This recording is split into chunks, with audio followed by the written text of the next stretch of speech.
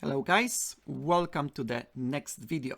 This time we'll be working out some of the ideas related to the previous parts that I mentioned about the fixed pawn squares.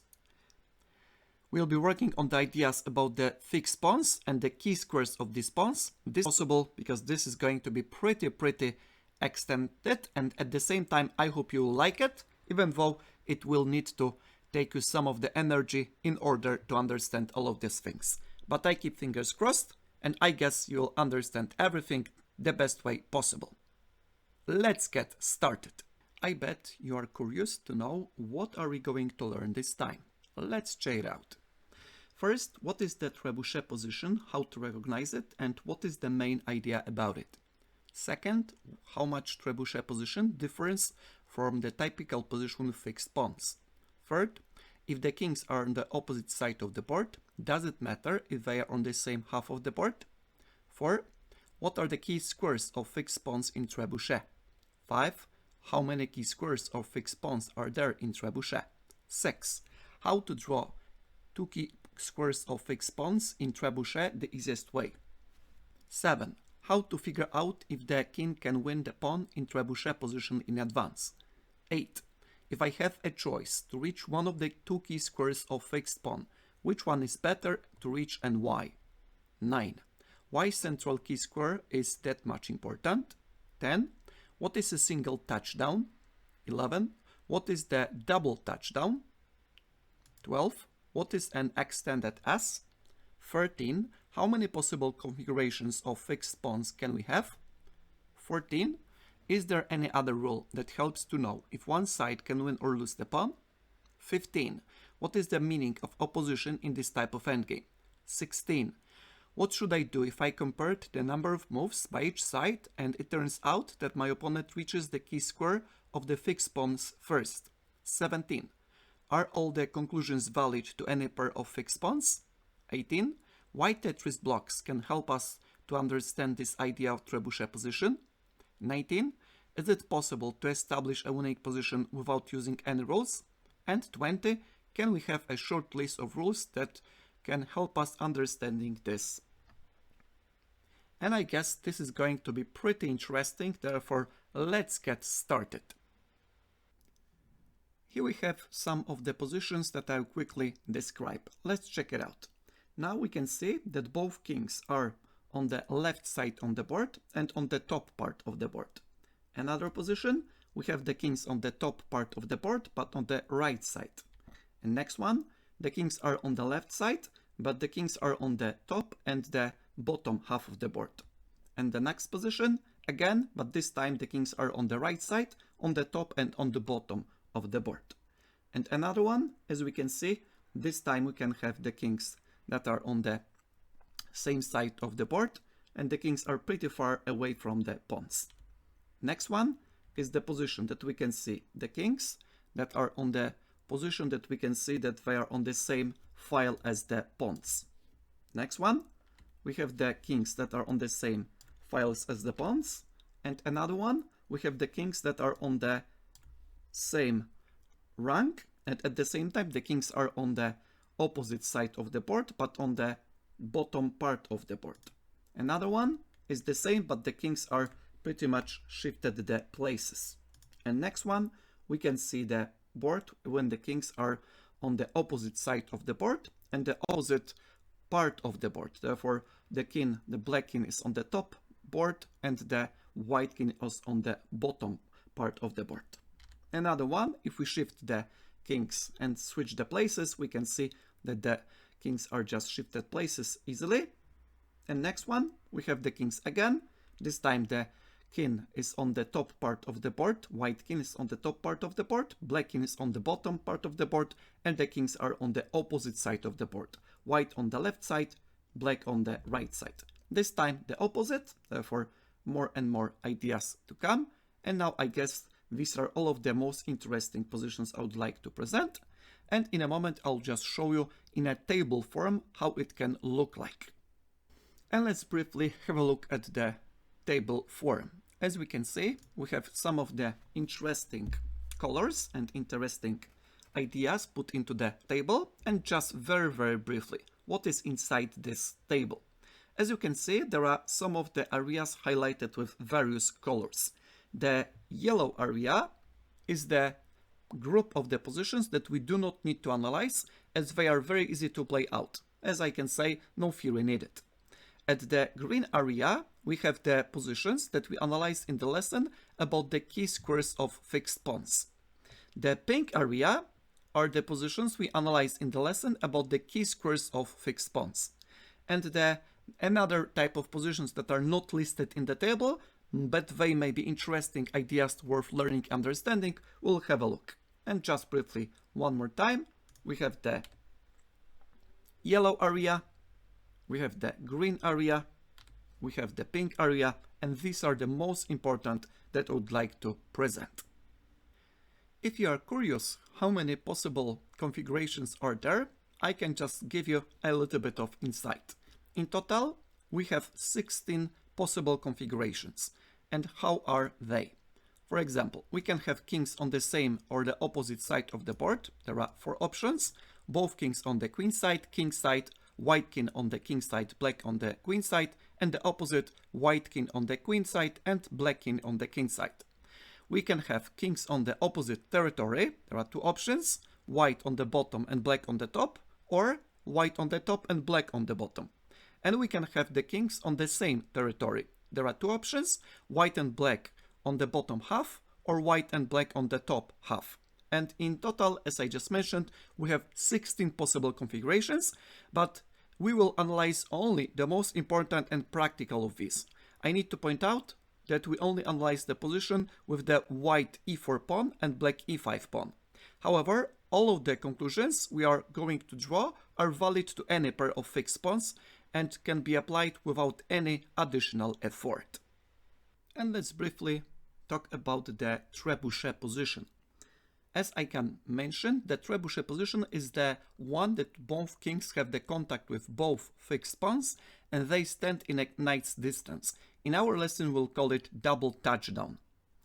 Single touchdown would be the position that when only one king has the contact with both pawns, as it attacks the opponent's pawn and simultaneously defends its own. And we'll be using the name of extended S, and it is the shape of the Tetris block that can help you to establish and draw chi-squares of fixed pawn. And therefore, at this moment, I guess you'll understand some of these ideas a little bit easier. And as we just mentioned, with the extended S, we'll be having the opportunity to see how to draw the chi-squares of the fixed pawns easier. And now, as you can see, there are some of this pretty nicely expressed, as you can see in the picture. And at the same time, you can see the trebuchet position. What is the idea about trebuchet position? With the trebuchet position, the main idea is whoever starts loses the pawn. And if you are talking about double touchdown position, it is the trebuchet position different name. And the chi-squares of the fixed pawns, they are on the horizontal and diagonal king's position. What does it mean? If the kings are standing on the vertical line, then we are not using this concept as it is not that much important and there are better ideas to present. And therefore, as we can see, double touchdown position, so-called trebuchet, and the most important ones you can see highlighted with the colors and highlighted with the stars.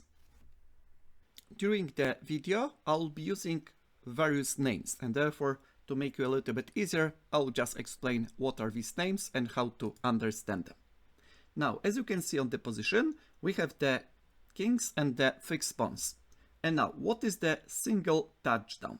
As we can see, at this moment, neither of the kings are touching the pawns, and if white plays the king onto the f5 square, the king has made the contact with 2 pawns at the same time. And therefore, the single touchdown is the position when only 2 squares to maintain to the contact with both pawns. And now, as you can see, the king is attacking both pawns at the same time. And if there is the king on the other side of the board, the idea is the same. We are just having the king that is getting closer to both of the pawns, and this is so-called single touchdown.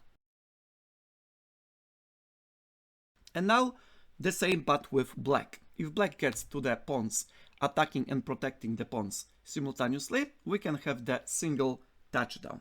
And black can do it from the other side of the board as well, and therefore after this move we can have single touchdown by black.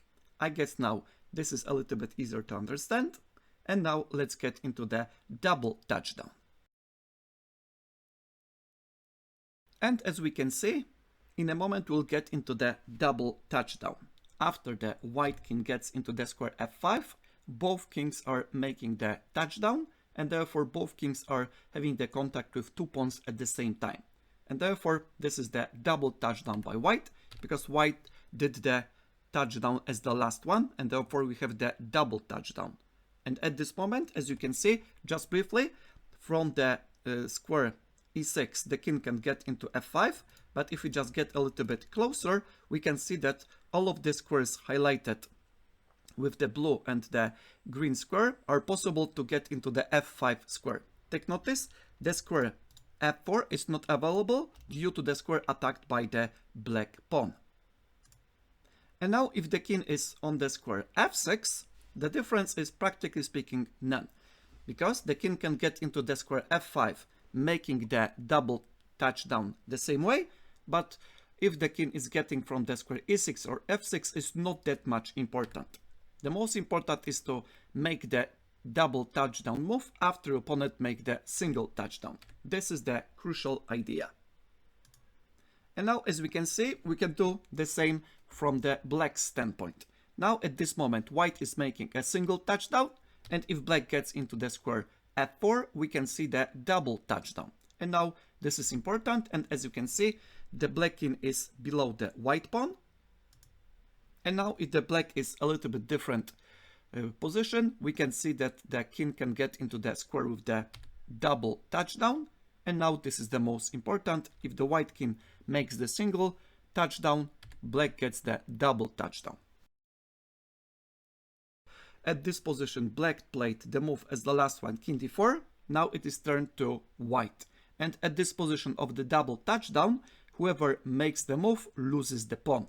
And therefore, if white must make the move because they are in so-called Zugzwang, black captures the pawn, winning the game. What happens if it is white that make the last move with the double touchdown? Then black is forced to make a move, white captures the pawn and winning the game. And now at this position, let's just briefly look at the positions with some kind of analysis. As we can see, this is the classical position that we just mentioned at the previous video. And now, as we can get with the white king, if white king is getting into one of the three squares on the right side and three squares on the left side, they can win the black pawn. And respectively, if black king is getting into one of these squares highlighted blue, it's the same. And now at this moment, if we just make a little bit of review, if white king gets up, black king gets up, white king gets up, black king gets up, and now the opposition. At this type of position, the opposition is the key force to force the king to give round.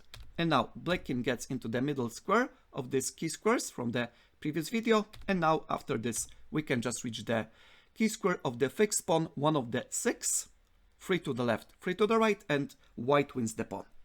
And now the same position, but this time black to move. Black plays king h7, having the long opposition.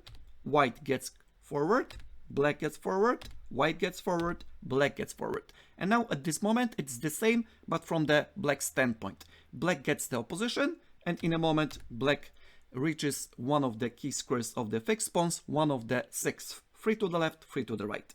White is forced to give ground, black gets into the one of the three key squares onto the right side, and they win the pawn. And now you may see what's going on if we are just getting a little bit more complex positions. Take notice they are not that much complex as you may think, but some of them needs to be a little bit more analyzed. And now, if we just remember about the extended S is the highlighted as follows.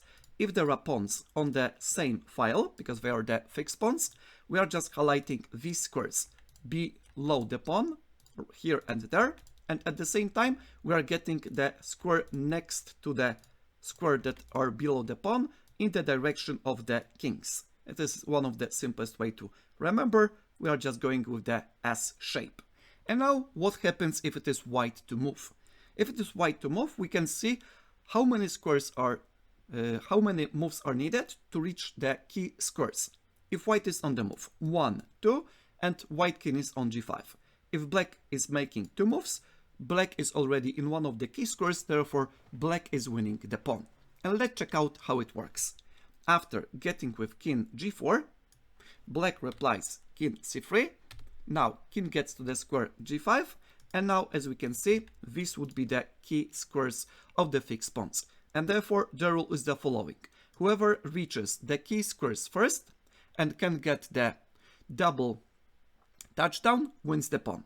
After king gets there, now the black king threats to capture the pawn, therefore white king cannot get there because the pawn would be lost. And if white king makes the single touchdown, black replies with the double touchdown, winning the pawn, because as the rule mentioned before, whoever makes the move loses the pawn.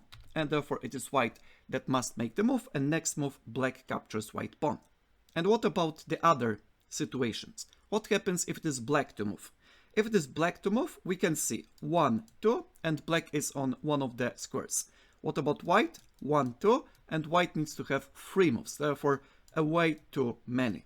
And therefore at this position, white simply knows that this is not going to work. After king c3, white plays king g4, king d3, and now after getting into the touchdown, single touchdown, black replies with the double touchdown, winning the pawn.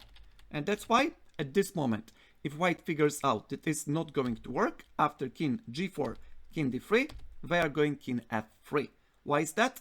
Because after king d2, king f2, king d3, and then get into the first rank, if black captures the pawn, white saves the game with the help of the opposition. Because at this moment black is having the passed pawn, and white with the use of the opposition is not giving the access for the key squares of the passed pawn by black. Therefore the game ends in a draw. What happens in this position if we have the position that kings are in different sides of the board and different parts of the board? Therefore black king is on the top part of the board, white king is on the bottom part of the board, and both kings are on the opposite side of the board. Let's check it out. If white is to move, white needs to have at least 3 moves to reach the key squares of the fixed pawn, whereas black has 3 moves as well. And now, how to check it out who is going to be the first one. If there are the same number of the squares that you need to go in order to reach one of the key squares, you need to compare it and see what is better. And now, at this moment, if we just get before reaching the square, we can just count it the way. 1 and 2. After black replies 1 and 2, neither of the king has reached the key squares of the fixed pawns. But now it is white to move, and white reaches the squares as the first one, therefore winning the game. And how it works. King g4, king c5. King g5, and take notice at this moment, if black gets into this square that I highlighted green, now it is the single touchdown, white replies with the double touchdown, winning the pawn, due to the Trebuchet-like position. Whoever starts loses the pawn. And now that's why at this moment black gets king d6, trying to hold on. After king f6, they cannot hold the position with the idea of getting into the square of d5, because this square is attacked by white pawn. And after the capture, they save the game with the opposition as previously explained. And now what happens if I are getting the other way? If I are getting king c4, at this moment white to move reaches the key squares of the fixed pawn as the first one. And now at this moment black cannot defend the pawn because the pawn is attacked the other way than getting into this square. If I do not get into d4, white simply captures the pawn. And after getting into this square, white is simply replying for the single touchdown with the double touchdown, winning the pawn and the game. And now let's check it out, the same position, this time black to move. If black is on the move, take notice that we need to establish how many moves are needed to reach the key squares. As we just already saw, because this is the same position but just black to move, the same number for black and the same number for white. 3 moves to reach the key squares of the fixed pawn. And therefore, if black gets here, and now white gets here, and now at this moment we are just reaching the single touchdown. If white replies with the double touchdown, they are winning the game. And therefore this way would not be that much great. After king c5, and then if white replies with king g2, king d4, and now at this moment white simply understood that after the capture they are just reaching the opposition, not allowing to access to any of the squares of the passed pawn by black. And now what happens if white tries to reach the pawn the other way? If they are getting king g4, we are getting king c4, and now at this moment if white gets the square f5, they are just having the single touchdown, and after the single touchdown black replies with the double touchdown, reaching the trebuchet position. Whoever starts loses the pawn. And that's why at this moment white tries to get a little bit different, because in a moment if they are going to reach this square, one of the key squares, they're winning the game. But now it is black to move, and therefore black is the first one reaching the key squares, and now at this moment white has two replies. Of course, take notice the pawn is attacked, therefore white must protect the pawn, and protecting the pawn now at this moment is only available with the touchdown right here, and after the double touchdown of black, black wins the pawn and the game. As you can see, at this position we establish whoever reaches the key squares of the fixed pawn wins the pawn. What happens at a little bit more difficult example, you may ask? Look about how many squares are needed to reach this type of position. And now, as you can see, the S shape is this one. And now, if white is getting into the squares right here, the red ones, they are just winning the pawn. And if black is getting into these squares highlighted blue, they are winning the pawn as well. And now let's check out how it works. After king g7, white gets closer and closer. King b2, king g6, king c3, king g5, king c4. And now, as you can see, at this moment, if white is a little bit too fast, if they are getting here, it's the illegal move. Why? Because the pawn is attacking the square, therefore be careful. Now, white wants to get this way, trying to attack the pawn and capture this, but it's going not to be correct. And now, black is aware that they need to be careful. After getting to c5, they are getting to the position that they are going to reach the key squares very, very soon. But now it is black to move. Black will be faster. But you may ask, why didn't white get with the shortest path? After this one, this is the single touchdown, as you already know, and if black can reply with the double touchdown, they win the pawn. And that's why white tries a little bit different way. And now, at this moment, black gets into the key squares of the fixed pawn first. Therefore, if white replies with the touchdown and black can reply with the double touchdown, black wins the pawn. Another position, or maybe the same position as you can see, but this time white to move. And the same as the previous game. As we can see, white is striving to get into the one of the key squares highlighted red, whereas black the same but highlighted blue. And now, at this moment, white is on the move, and therefore white will be the first one to reach the key square. Of course, if black gets this way, white is getting double touchdown, winning the pawn. And therefore, after reaching this square, the pawn is attacked. The only way to protect it by black is getting king f4. At this moment, they are protecting the pawn and making the touchdown. White replies with the double touchdown, winning the pawn. And now let's see the simplest position. Now at this moment, as we can see, both kings reach the key squares. What then, you may ask? If both kings reach the key squares, it means that they can capture the opponent's pawns. And therefore, at this moment, whoever has the move wins the game. If it is white, white captures the pawn. Of course, in a moment you will see what happens if it is black. Now the position is the same. Both kings reached key squares of the fixed pawns, respectively. And now it is black to move, black wins the pawn, game over. And now what happens if we have the positions that kings are a little bit farther away from the key squares of the fixed pawns, you may ask. Now it depends who is on the move, because if white is on the move, they play king f6, reaching one of the key squares, winning the pawn. Therefore, after reaching the key square, black cannot protect the pawn, and they cannot capture white pawn, and now the same position as we just mentioned. We have both kings on the key squares, whoever has the move wins the pawn. You may ask what happens if this is black on the move at this position. The position is exactly the same, this time black to move. If black is on the move, they can reach the key square of the fixed pawn immediately, and white cannot reply the same. And therefore, after getting by white this way, they just lose the pawn. Therefore, at this moment, it's pretty simple to understand. Another type of position, this time a little bit tricky. You can see the kings are in various configurations, and now at this moment, we do not need to establish so-called the key squares of the fixed pawn. Why is that? Because this is the exception. At this moment, it's just necessary to establish how many moves are needed to capture the pawn. If it is white, they need to have 1, 2 squares and capture the pawn, whereas black has the same number of squares to capture the pawn, but it is white to start, and at this moment it is game over. After king f6, king f3, and after the capture, as you can see, now game over, the pawn has been captured. And now let's check out what happens if it is black to move at this same position. If black is on the move, we have the same conclusions. Black is having 2 squares to reach the square to capture the pawn, white has the same. But it is black that captures the pawn first, and therefore they are winning. And therefore, at this type of position, we do not need to establish any of the fixed pawn squares, key squares at the same time. And now another position. This one is pretty tricky because it shows what happens if you do not play precisely.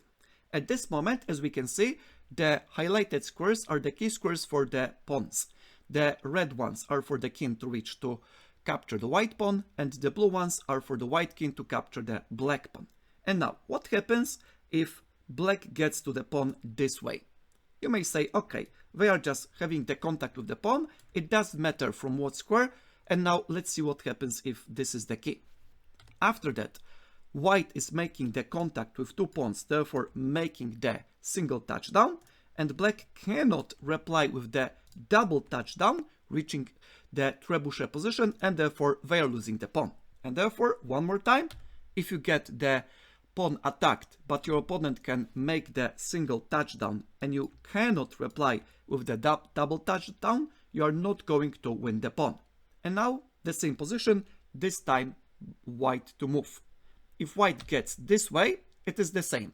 We are attacking the pawn, maintaining the contact, and now if black can have the contact with 2 pawns making the single touchdown and white cannot get into the double touchdown, white is losing the pawn. And now let's check out what would be the correct solution to this position. As we can see, both of the squares highlighted blue are the key squares of the fixed pawn for white, and the red ones are for black. And now, if white gets the correct way with king e6, now the black pawn is attacked. Black has the only way to protect the pawn, the king, from the square d4. At the same time, they are just making the single touchdown. If white can reply with the double touchdown, they are going to win the pawn. Therefore, at this moment, they can get with the king onto the square e6, winning. You may ask, what happens if they get into the square f6? Is it winning as well? Yes, it's winning. Why? Because after the attack for the pawn, black needs to reply with the touchdown. After the touchdown, white can counter reply with the double touchdown, winning the pawn. And now what happens at this position if it is white to move? After white to move, we have this position, and now you can see that it's pretty easy, won. Very similar position, but this time the king is on the f7 square instead of e7. And now you may ask, what is the correct solution? As previously mentioned, both of the moves are good enough. After king e6, if king d4 protects the pawn with the touchdown, we are making double touchdown, winning the pawn. If we make the move king f6, it's the same idea. The pawn has been attacked, therefore black must protect the pawn, otherwise it's lost. After the protection of the pawn, they are just losing due to the double touchdown. But there is one more variation. At this moment, after getting king f6, if black gets this way, we can just capture the pawn immediately.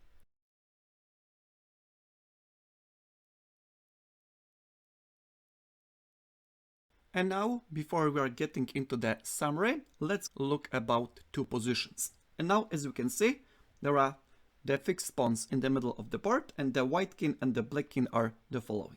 And now let's check out what happens if white is to move. If white is to move, in order to reach one of the key squares of the fixed pawn, they need to have at least two moves.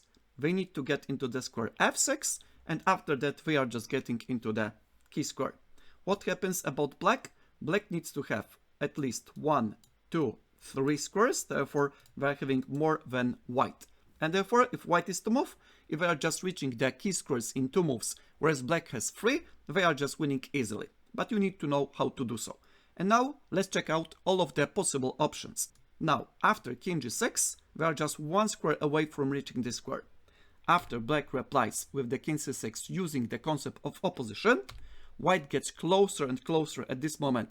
They just have reached one of the key squares of the fixed pawn. After the opposition, white has the reserve square. They are just having the single touchdown, and now if black could be able to make the double touchdown, it would be white who is lost. And therefore the rule is the following. If a player can make the single touchdown, but the opponent cannot make a double touchdown, they win the pawn. And now, at this moment, after the king step back, we capture the pawn. Black replies with the opposition, not allowing white to access to the key squares of the passed pawn, drawing the game, even though losing the pawn. What happens after king c6? White would play king f5. At this moment, they just reach the single touchdown, and now if black can reply with the double touchdown, it would be white who would lose the pawn. Unfortunately, black king is too far away. After king d6, we have another position that we already know, and after the captures we can see the position that is drawn due to the lack of the opportunity for white to reaching the key squares of the passed pawn. Let's check out one more variation, actually 2 more, it will be even faster. After king g5, we are having the same plan, and black cannot disturb with realizing this plan, because in a moment while reaching key squares of the fixed pawn, winning the game. And after this move, if black gets with the defending of the pawn and attacking the white pawn, this is the single touchdown. We are replying with the double touchdown, reaching so-called the trebuchet position, and we are just winning. And what happens if the king gets not to the square g6, not to the square g5, but to the square g7, you may ask. And this is the same because in a moment, in the next move, we are reaching one of the key squares, therefore the conclusions are the same. Now, after reaching this square, black pawn is attacked. If black protects the pawn with the single touchdown, we are just using double touchdown, winning the pawn. And therefore, at this moment, I would like to point out that it's not the idea about the opposition saves the day, at this moment, not to lose the pawn, but the idea that if you reach the key squares faster than your opponent, you're winning the pawn.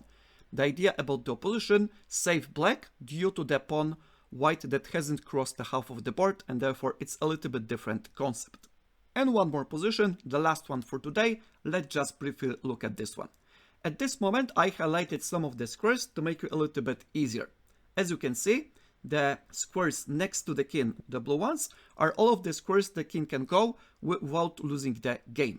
And now what happens if the king gets to the squares highlighted with the red arrow? They are losing the game. And now let's check out what happens if black starts with king c6. After that, black is trying to hold because they are not going into these squares because they are too far away. After the king gets closer, they simply know that after the capture of the pawn, they are just having the safe position due to the opposition not allowing white to infiltrate due to the protection from black's king. Now, after the king gets to the square c6, we know what happens. What happens if the king gets to the square b7, you may ask. Again, this time we are getting into the square g5, because we can get into the square f6 with 3 ways, from g7, from g6, and from g5.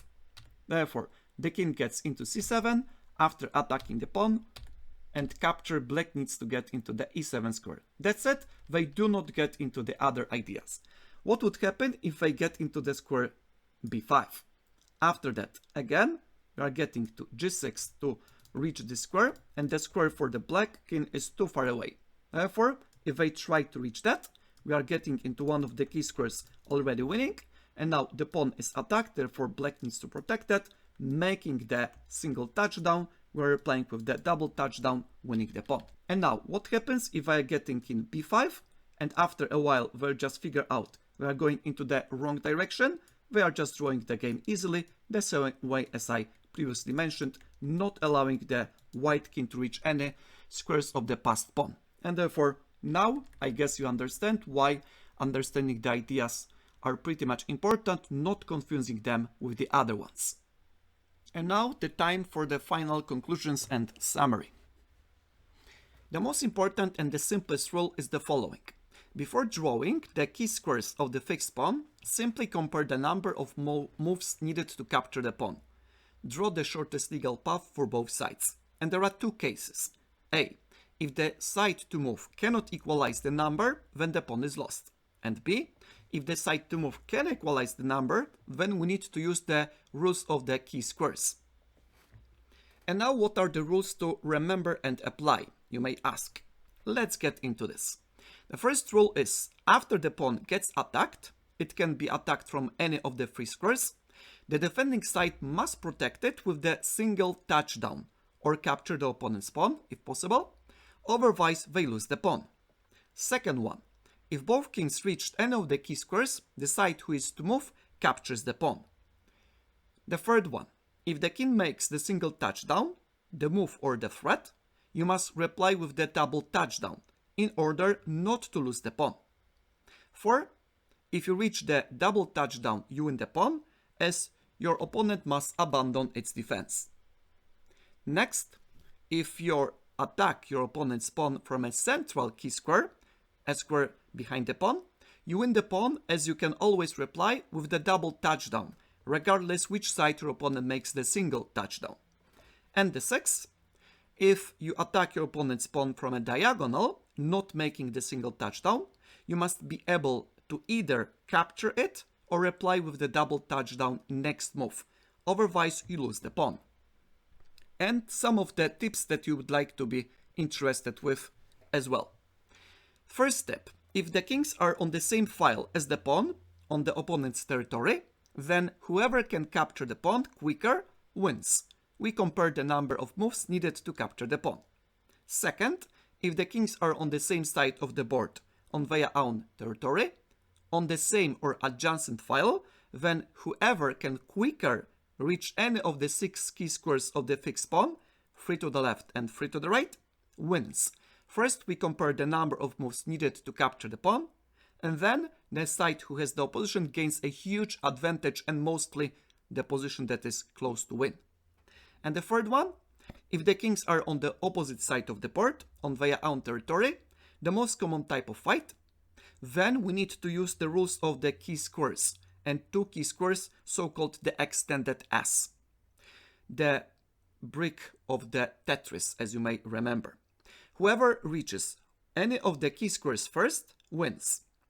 If after your opponent makes the single touchdown, you can reply with the double touchdown, reaching so-called Trebuchet position. And now let's go into the Q&A session to explain everything as best as possible. First question is, what is the Trebuchet position, how to recognize it, and what is the main idea about it?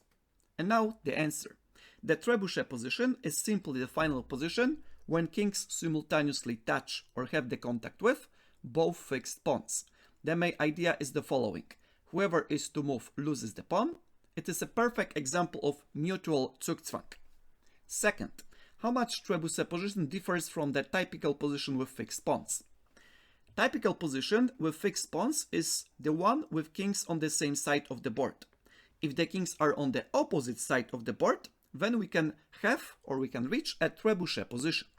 3. If the kings are on the opposite side of the board, does it matter if they are on the same half of the board? No, it doesn't matter.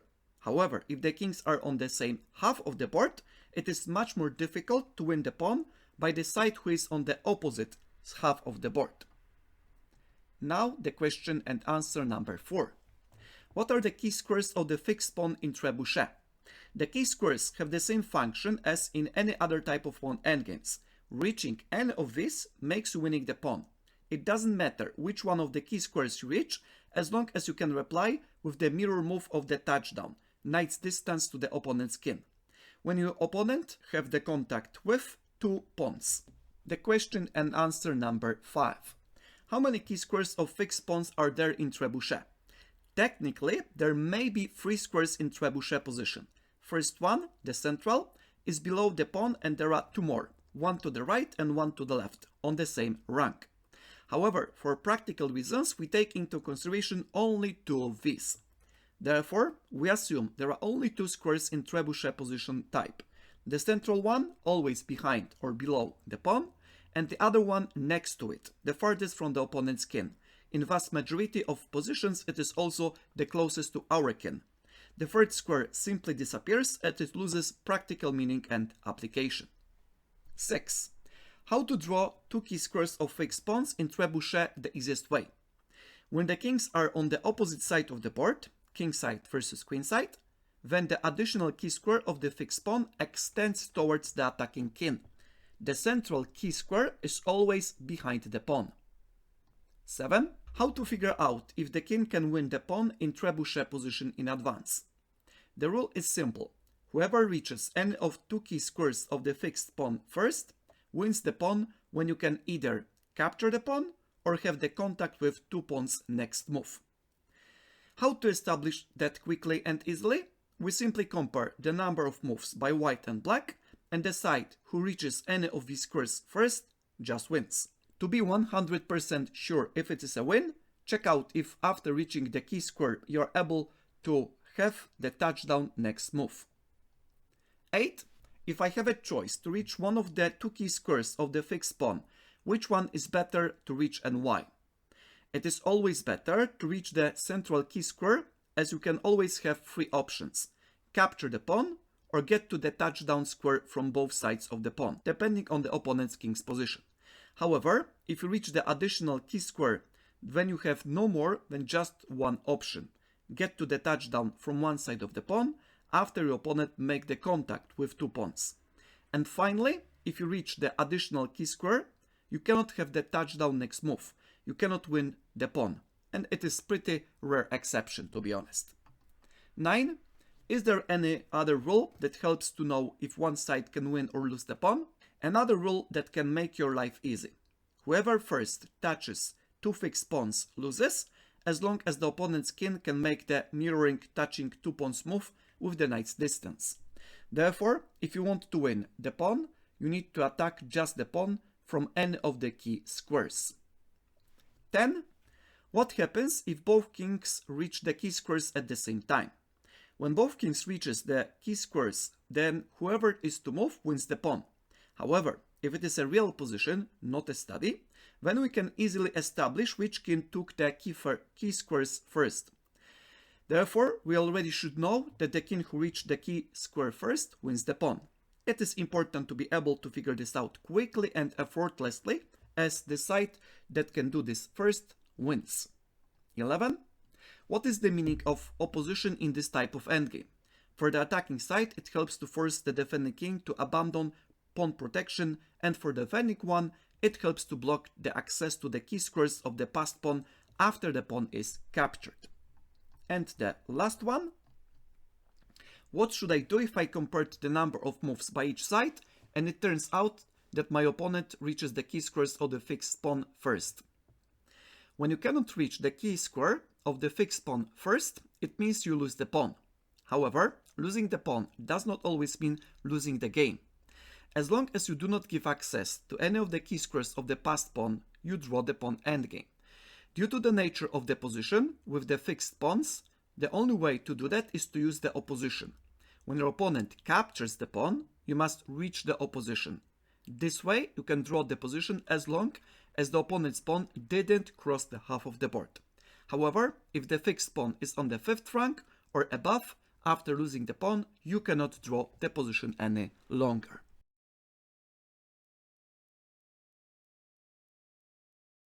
And now we have just described and explained all of the ideas that are in the fixed pawns, including the trebuchet-like position. I hope you can understand it a way better. At the same time, I need to tell you that in order to understand it a way better, you need to check out some of the positions and analyze them, because just listening to the lecture may not be necessary.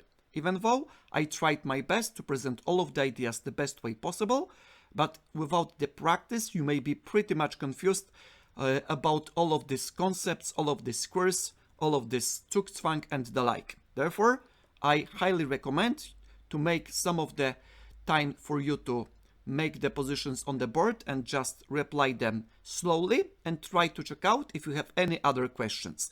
And if you have any questions related to these positions, just put the comments below the video and I'll try to reach this and answer the question. Thank you very much for watching, thank you very much for being with me and supporting me and the channel, and see you next time. Take care!